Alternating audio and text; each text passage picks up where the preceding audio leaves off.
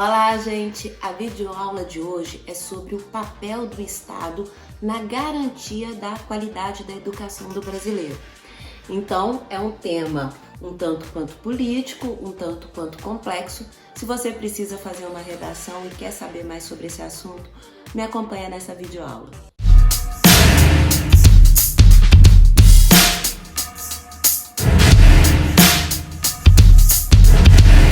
Vamos começar com o primeiro repertório sociocultural. Nós vamos falar sobre a Constituição Imperial de 1824, em que fala que o Império, no caso, deveria obrigatoriamente oferecer gratuitamente a formação primária a todo o cidadão. Então você pode voltar bem lá no início, bem no século XIX, na sua introdução, para poder fazer o link com a condição atual do papel do Estado na educação do brasileiro. O segundo ponto do repertório socioeconômico é a Carta Constitucional de 1937, em que o ensino primário ele é gratuito, mas obrigatório também. Então ele se torna obrigatório em 1937. Então, se você quiser falar sobre essa questão de obrigatoriedade, aí você usa a Constituição, que eu acabei de falar para vocês.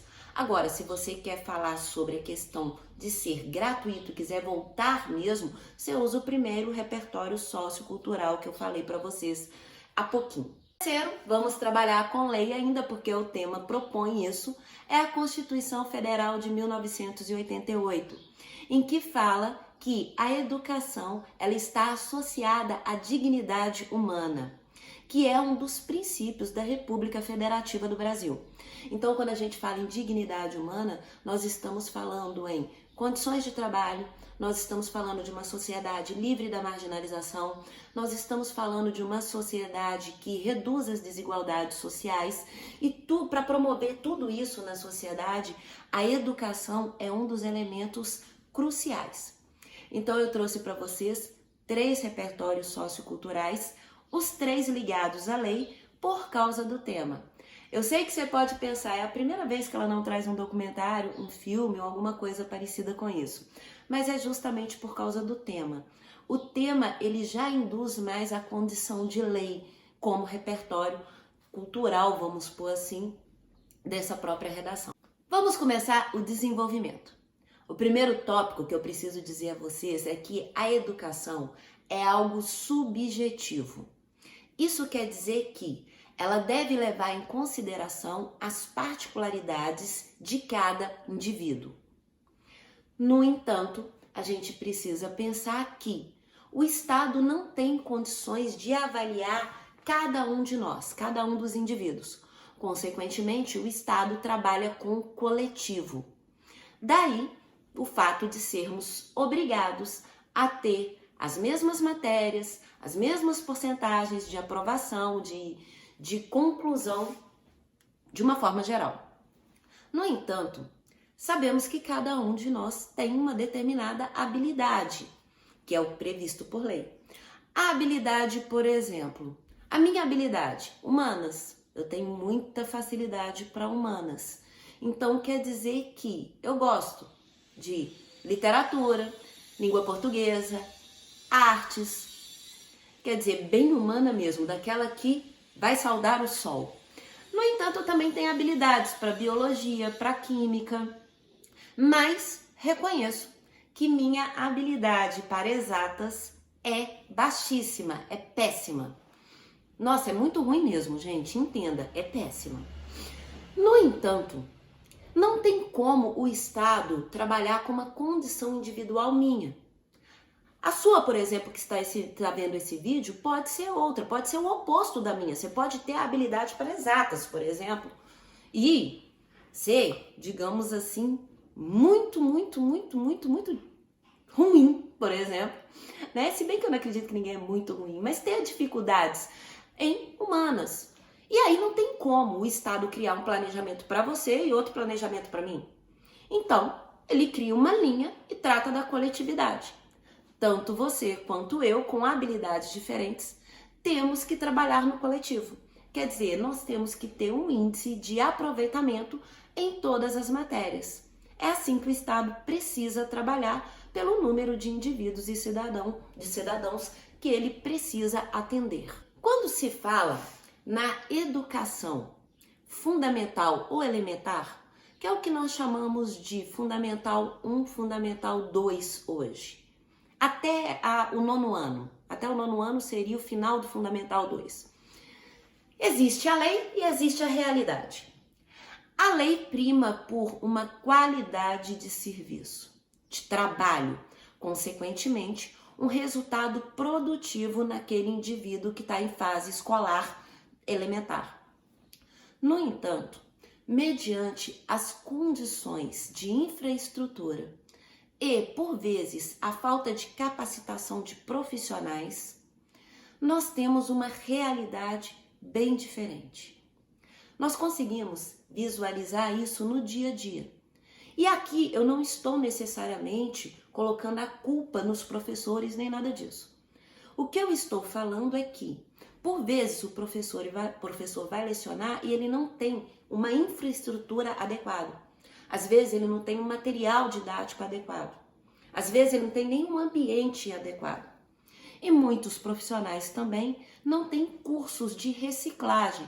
A gente sabe que a sociedade vai mudando, ela se torna bem tecnológica. Os interesses dos alunos, eles vão modificando ao longo das gerações. Eu não preciso fazer uma busca muito complexa se você perguntar como era a escola, por exemplo, na época dos seus pais e como é na sua época. Você vai ver que já há um interesse e uma tecnologia que modifica tudo. E muitos professores não têm a atualização, que faz com que as aulas se tornem motivadas, alegres ou tecnológicas dentro daquilo que se espera de uma nova geração, que é o que nós chamamos agora da geração alfa, que são esses alunos que estão no ensino elementar. Nós precisamos entender que quando se fala em educação, nós estamos falando de dois tipos de educação. A educação informal.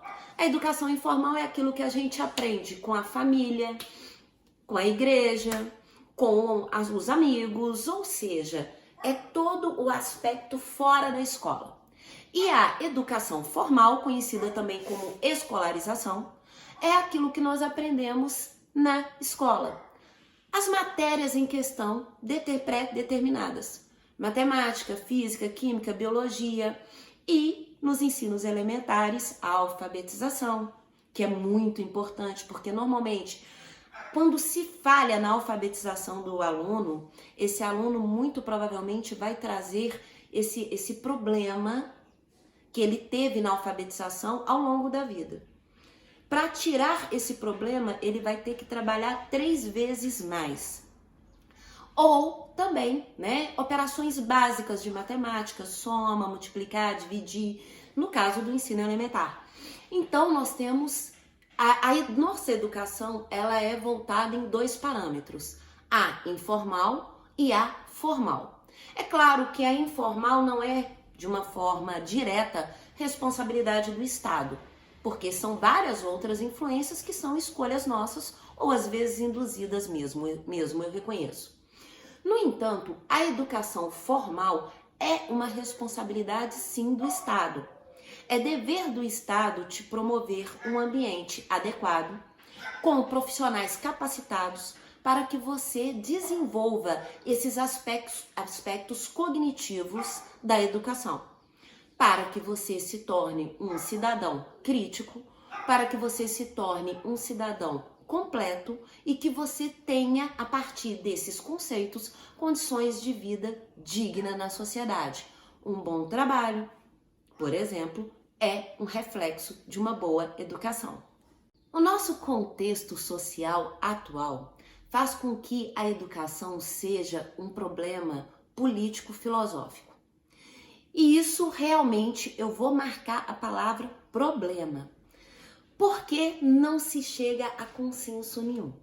Isso quer dizer que, ao mesmo tempo que se envolve a questão filosófica daquilo que deveria ser, existe a questão política do que se fazer, em termos reais e práticos. E quando eu falo política, eu estou falando em direcionamento de verbas. Quando Quando se fala, por exemplo, em município, estado, governo, o dinheiro arrecadado, ele possui uma porcentagem e um direcionamento. Esse dinheiro arrecadado, ele não é investido só na educação. Ele é investido na educação, ele é investido na saúde, ele é investido na segurança, ele é inserido em vários âmbitos da sociedade que são tão cruciais e tão importantes quanto a educação. Então, quando a gente fala em divisão de verbas, por vezes o município, por vezes o governo, de uma forma geral, o governo federal, é claro, ou o próprio estado, alega a falta de verba para investimento no setor da educação. Logo, a gente tem um reflexo direto numa determinada geração, daquilo que eles poderiam desenvolver e daquilo que está a eles sendo ensinado. Às vezes, esse problema ele vai ocorrer de forma direta, às vezes de forma indireta. Às vezes está associado também à condição social e econômica daquele aluno, que foi o que nós pudemos ver na pandemia, em que o Estado, de uma forma geral, teve dificuldades em manter a aula remota, por vários e diversos fatores. Dentre esses fatores, às vezes a culpa nem foi dele, às vezes o aluno não tinha acesso à tecnologia, não tinha acesso à internet, ou seja, a condição socioeconômica daquele aluno, que vai nos levar a um ciclo, né? Porque o Estado deveria promover a condição socioeconômica, condições para que a pessoa tivesse uma qualidade de vida digna. Então nós tivemos uma defasagem muito grande em várias, não estou falando em todas, mas em várias escolas que são gerenciadas por municípios ou pelos estados ou pelo governo federal. Logo, nós temos uma geração que vai ter um déficit educacional, em que serão necessários anos para que essa pessoa refaça esse caminho e consiga superar essa lacuna, esse obstáculo causado pela essa defasagem das aulas na pandemia. A condição da educação, ela é pautada nas leis de diretrizes básicas e no ECA, o Estatuto da Criança e do Adolescente. E ela prevê alguns pontos em lei, em teoria, que nós vamos discutir agora. E é claro que vocês podem criar o confronto com a realidade que os cerca. O primeiro deles é a igualdade de condições para a presença, o acesso e a permanência na escola. Isso quer dizer que todo cidadão ele tem o mesmo direito de ter acesso a uma escola, de permanecer nessa escola. Realidade dos fatos. Muitas localizações não possuem escolas próximas. Sabemos que alunos eles precisam andar por vezes quilômetros para ter acesso a essa escola. O ideal seria que se tivesse uma escola próxima de cada bairro, por exemplo, em cada bairro ou em bairros próximos, para que atendesse aquelas pessoas que vivem naquela região. Mas não é o que acontece. Em relação à permanência na escola, nós sabemos que há projetos, por exemplo, governamentais, em que condicionam, um auxílio à presença da criança na escola. Só que, por vezes, isso não ocorre. Muitas crianças, às vezes, para poder ajudar financeiramente a família, elas se veem obrigadas a abandonar o estudo. Então, entre a lei e a realidade, nós temos um abismo aí que deve ser levado em consideração. O segundo ponto é a liberdade de aprender, ensinar, pesquisar e divulgar o que foi conhecido como a arte do saber. Essa palavra liberdade, ela está nesses direitos, nas leis de diretrizes básicas. No entanto, percebemos que como o Estado trabalha com o coletivo, essa ideia de liberdade é um pouco limitada. Na verdade, o aluno ele não tem essa total liberdade, de pesquisar, de divulgar. Na verdade, em muitas escolas, nós ainda temos a questão do professor ou da própria instituição como algo, e eu não vou falar de hierarquia, porque hierarquia tem outro conceito, eu vou falar como algo autoritário, determinando o que os alunos devem aprender e como devem aprender e como devem ser avaliados. Isso tira do estudante a questão da liberdade que está dentro das leis que estamos conversando agora. O terceiro ponto é a gratuidade de ensino em estabelecimentos públicos. Nesse ponto, o governo atende perfeitamente bem aquilo que a lei fala. Nós temos, as escolas estaduais, as escolas municipais, que oferecem esse ensino de forma gratuita para aquele cidadão que deseja colocar os filhos para poder estudar nessas escolas. Então, nesse ponto, é bem condizente a lei com a realidade, sim. O próximo ponto colocado pelas leis de diretrizes é a valorização do profissional da educação. Do professor, no caso, dos pedagogos, por exemplo. No entanto, se você não viu, eu tenho aqui nesse canal, uma aula que fala sobre a desvalorização do professor, a violência contra o professor. Então, eu vou deixar um link embaixo, caso você queira acessar essa videoaula, para criar o confronto, em que a lei fala sobre a valorização, sobre a qualificação, e, no entanto, a realidade ela é um pouco diferente da lei. Um pouco para ser eufêmica, na verdade, ela é bem diferente da lei. Então, eu vou deixar o link aqui embaixo, caso vocês queiram acessar essa aula. Um outro tópico das leis de diretrizes básicas é a garantia do padrão de qualidade. Essa palavra garantia é forte, né? Quando eu garanto alguma coisa, é certeza. Sabemos que, mediante essa questão de infraestrutura, que já conversamos nessa videoaula, falta de capacitação, é muito complicado a gente ter como realidade essa garantia de qualidade educacional. Uma questão relevante que faz com que o aluno não aprenda é justamente a seguinte: nós aprendemos aquilo que nos interessa. Aquilo que não nos interessa, a gente simplesmente descarta. O cérebro funciona assim. Aquilo que não nos é necessário, descartamos. Eu vou dar um exemplo bem simples para vocês. Aquele aluno que tem habilidade, por exemplo, em química, biologia, isso para ele é interessante. Provavelmente deve ser uma das carreiras que ele queira seguir. Para esse aluno, por exemplo, saber o que é um objeto direto, um objeto indireto, um complemento nominal, é desinteressante, é irrelevante.